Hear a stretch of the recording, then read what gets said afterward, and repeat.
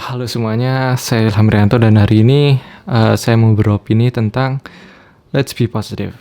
Hari ini saya akan membahas mengenai bagaimana caranya untuk berpikir secara netral, bagaimana caranya agar kita sebagai manusia itu bisa live in peace, tidak membawa pengaruh buruk pada orang lain. Kenapa sih kok saya mau bahas ini? Karena menurut saya lingkungan kita sekarang ini udah terlalu toksik, udah terlalu negatif, udah terlalu judgmental masyarakatnya. Makin lama pembulian publik itu dianggap hal yang wajar. Makin banyak orang yang ngatain sesuatu, merendahkan orang lain, menghina orang lain, atau hal-hal negatif lainnya tanpa memikirkan perasaan orang yang dikatain. Atau toxic society. Kenapa sih ini kok bisa terjadi? Mudah. Karena ada anggapan terhadap seorang individu atau kelompok yang telah melakukan sebuah kesalahan sehingga individu atau kelompok lain merasa mereka memiliki hak untuk ngatain, menghina dan sebagainya macamnya. Konteks kesalahan di sini adalah yang tidak melanggar hukum ya.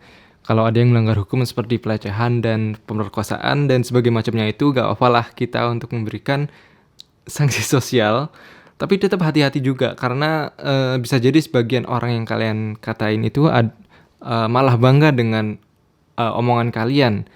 Memang ada individu-individu yang benar-benar psikopat. Jadi berpikir secara netral tuh gimana sih maksudnya? Dalam melakukan suatu perbuatan atau perilaku, orang-orang itu punya frame of reference dan field of experience yang berbeda-beda. Itu apa sih? Jadi setiap orang pasti punya referensi terhadap suatu perbuatan yang dia lakukan. Entah itu dari dia membaca, mendengar, atau melihat. Lalu mereka juga punya pengalaman pribadinya yang dapat menyimpulkan bahwa apa yang mereka lakukan itu bisa benar atau salah. Contohnya, apakah orang yang selingkuh itu salah? Ya, menurut saya itu adalah hal yang salah.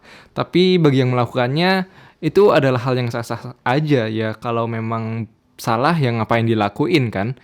Berdasarkan referensi dan pengalaman dia, bisa jadi dia pada akhirnya menyimpulkan bahwa nggak apa-apa lah selingkuh, nggak apa-apa selingkuh tanpa memikirkan perasaan pasangan pertamanya.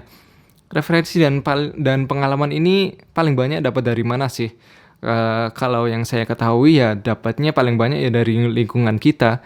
Makanya ada frase yang menyebutkan bahwa lingkungan Anda lah yang membentuk diri Anda, walaupun ini tidak terjadi kepada setiap individu. Dalam hal ini Anda harus hati-hati dalam memilih pasangan. Makanya PDKT dilamain atau ta'aruf ditanyain hal-hal yang detail. Jangan hanya memikirkan enaknya dan nyamannya saja. Oke, saya beri contoh lain yang lebih mudah diterima, yaitu orang yang mudah marah atau sensian. Bagi sebagian orang, individu yang gak woles ini bisa jadi bahan pembicaraan orang-orang karena perilakunya yang mudah naik pitam. Coba kalian lebih mencoba untuk memahami individu ini.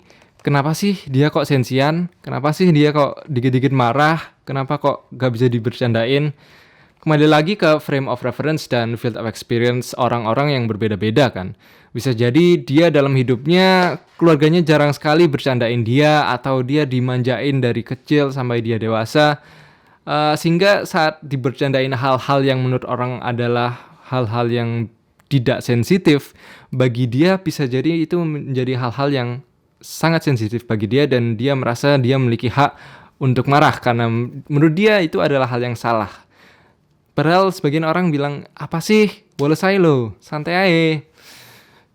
Kadang sampai ada komentar-komentar yang menyampaikan ada masalah apa sih orang ini dalam hidupnya. Kadang komentar ini menurut saya adalah cara yang benar untuk memandang suatu kesalahan dari seseorang. Karena setidaknya ada proses untuk ingin memahami individu lain. Kenapa sih dia melakukan ini? Jadi mungkin inilah caranya untuk berpikir secara lebih netral dengan kita terus mempertanyakan latar belakang dari sebuah kesalahan seseorang. Kenapa kok dia melakukannya? Tidak hanya menjudge dia atas kesalahan dia, mengejek dia atas kesalahan yang dia lakukan, tapi kita coba untuk lebih mengulik lebih dalam kepada individu atau kelompok tersebut. Jadi ayolah kita bikin society yang lebih positif. Aku tahu gibah itu enak. Tapi mari gibah, kalau habis gibah, ayo kita netralkan kembali dengan kata-kata seperti Tapi dhek koyo ngono iku mungkin ono masa lalu mungkin dia seperti itu karena ada masa lalunya. Ya, ayolah kita coba untuk saling memahami satu sama lain. Jadi manusia yang baik, don't be judgmental and yeah, just be good.